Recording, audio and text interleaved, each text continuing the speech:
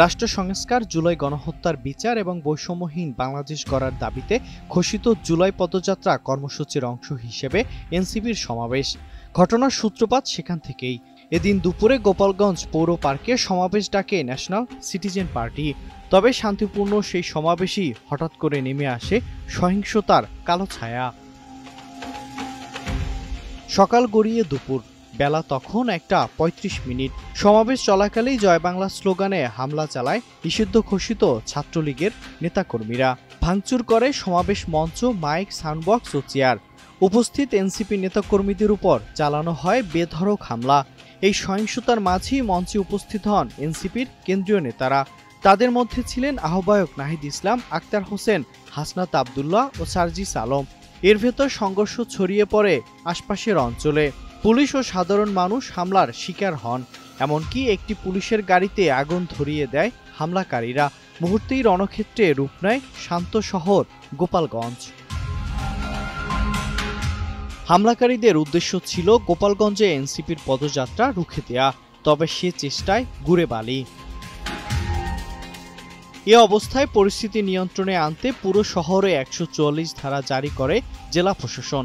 সেনাবাহিনী, বিজিবি ও অতিরিক্ত পুলিশ মোতায়েন করা হয় শহরের গুরুত্বপূর্ণ পয়েন্টগুলোতে। যদিও সহিংসতা এখানেই থেমে থাকেনি। সমাবেশ শেষে কেন্দ্রীয় নেতারা বহন নিয়ে শহর ছাড়ার পথে আবারও হামলা করে আওয়ামী লীগের নেতাকর্মীরা। বিকেল 3টার দিকে গোপালগঞ্জ লঞ্চঘাট এলাকায় এনসিপি নেতাকর্মীদের গাড়িবহরের ওপর এই হামলায় শহর জুড়ে সৃষ্টি হয় তীব্র উত্তেজনা। এক পর্যায়ে পুলিশের সঙ্গে সংঘর্ষে জড়ায় হামলাকারীরা। এ সময় পরিস্থিতি নিয়ন্ত্রণে আনতে গুলি ছোড়ে আইনশৃঙ্খলা বাহিনী।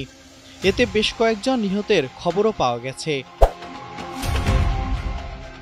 সংঘর্ষ ও হামলার প্রেক্ষিতে বিকেল 5টার পর সেনাবাহিনী ও পুলিশের কড়া নিরাপত্তায় গোপালগঞ্জ ত্যাগ করেন এনসিপির শীর্ষ নেতারা।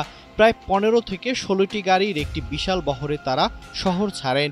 এ ঘটনার পরপরই যৌথ বাহিনী অভিযান শুরু করে আওয়ামী লীগ ও ছাত্রলীগের অভিযুক্ত নেতাকর্মীদের গ্রেফতার করতে। শহরের বিভিন্ন এলাকায় টহল ও তল্লাশি চলছে। উল্লেখ্য, এনসিপির জুলাই পদযাত্রা কর্মসূচি দেশের বিভিন্ন জেলায় চলমান রয়েছে। এই কর্মসূচির মূল দাবির মধ্যে রয়েছে রাষ্ট্র সংস্কার, বৈষম্যহীন বাংলাদেশ গঠন এবং জুলাই মাসে সংঘটিত গণহত্যার বিচার। গোপালগঞ্জের এই সহিংসতা দেশের রাজনীতিতে নতুন উত্তেজনার জন্ম দিয়েছে।